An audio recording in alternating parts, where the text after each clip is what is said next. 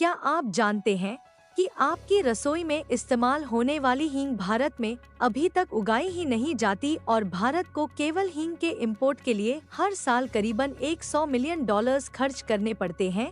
हम पूरे भरोसे के साथ ये कह सकते हैं कि आज जो इन्फॉर्मेशन आपको इस वीडियो में मिलने वाली है, आप में से 90% लोग अभी तक इस बात को नहीं जानते होंगे और शायद आप में से कम ही लोगों को पता होगा कि मसालों में इस्तेमाल होने वाली हींग दरअसल इतनी महंगी क्यों होती है और क्यों अभी तक भारत में हींग का प्रोडक्शन नहीं होता। आगे बढ़ने से पहले चैनल को सब्सक्राइब कर लीजिए, क्योंकि आपके लिए भले ही केवल 1 सेकंड का काम है, लेकिन इससे हमारी काफी बड़ी मदद होती है। तो भारत में इस्तेमाल होने वाली 100% हींग अभी तक केवल इंपोर्ट ही की जाती है और इसमें से भी 90% क्वांटिटी अफगानिस्तान से आती है। बची हुई 8% क्वांटिटी उज्बेकिस्तान और 2% हींग ईरान से मंगाई जाती है। अंग्रेजी में हींग को एफोटीड कहा जाता है और हर साल इस मसाले की 1500 टन क्वांटिटी भारत में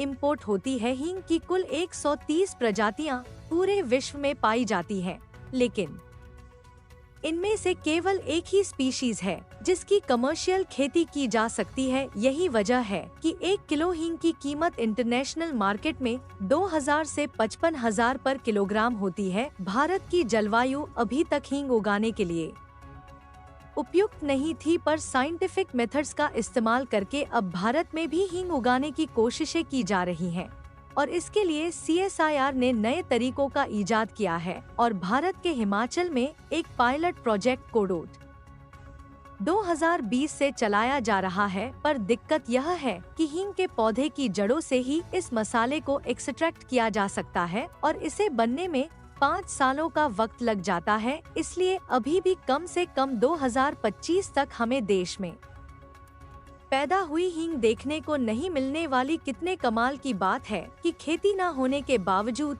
पूरे विश्व में सप्लाई होने वाली हींग का 40% हिस्सा भारत में कंज्यूम होता है। भारतीय वैज्ञानिकों ने 300 हेक्टेयर पे हींग उगाने का टारगेट रखा हुआ है और जब तक भारतीय हींग का पहला बैच मार्केट में नहीं उतरता, तब तक इस प्रोजेक्ट की सक्सेस को लेकर कुछ भी नहीं कहा जा सकता। इससे पहले भी कुछ ऐसे पौधों को भारत में उगाने में सफलता हासिल हुई है जिन्हें अभी तक बाहर से इंपोर्ट करने की जरूरत पड़ती थी। एग्जाम्पल के लिए, मलेरिया की दवाई बनाने में जिस पौधे की जरूरत पड़ती है उसे आर्टेमिसिया एनुआ कहा जाता है और आज से पहले यह पौधा केवल चीन की जलवायु में ही उग सकता था, लेकिन CSIR के ही वैज्ञानिकों ने इसकी एक प्रजाति भारत में उगाना सीख लिया है। हमें विश्वास है कि हमारे वैज्ञानिक इसी तरह हींग को भी भारत में उगाने में सफलता हासिल करेंगे। कंटेंट पसंद आया है तो कमेंट सेक्शन में